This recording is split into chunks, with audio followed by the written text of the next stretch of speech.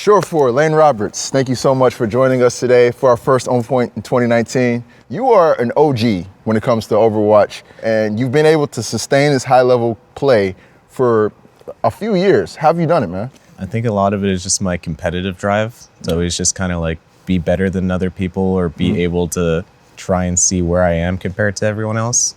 And I guess I've like created a legacy and an expectation for me that is like pretty much impossible for me to achieve anymore. When I was first coming into the Overwatch League, one of the things I wanted to be was kind of like the Wayne Gretzky of Overwatch. Yeah. So it's like, even when I've stopped playing the game and years have passed, if anyone thinks of the Overwatch League, my name will always be there. And it's a day at the shooting range for Lane Roberts. That was sick, and Surefour just cleaning up now. For those who are watching who do not know, could you give them the origin story of Surefour? How did your name come about? So my name was a randomly generated name on Xbox Live. So I'm sitting there with my dad making the account, and there was just a bunch of different suggested names, and one of them was Surefour. We were just like, okay, let's just do that, whatever, because I just want to get in. I think that is kind of cool, like your dad put you on to like the game pretty much. But what was it like growing up? Like where It was funny because he kind of got me into gaming. But then as growing up, he was the standard dad. It's like, you need to stop playing games as much. You need to go outside more, you know, find a girlfriend, get a job. But then when I started making money and became a professional, now he comes to my games, watches every game, tells his friends and family about, hey, look, my guy's playing this. Oh, are you kidding me? Daddy's home, ladies and gentlemen. Surefour's going to propel the Gladiators forward. Surefour has dominated this whole matchup. how have you been dealing with, you know, all the popularity?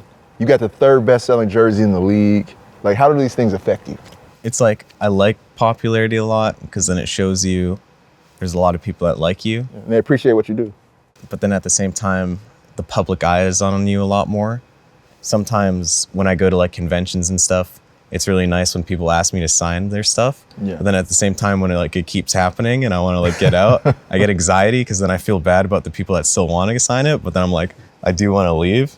It's cool, but at the same time, it can be jarring at times as well. How did it feel for you last year to throw out the first pitch at the Dodgers game?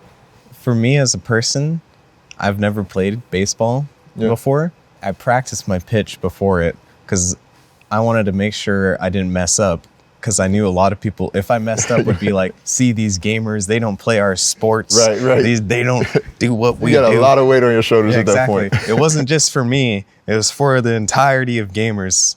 So I was like, okay, I need to make sure I actually do this right. And apparently I did it pretty good.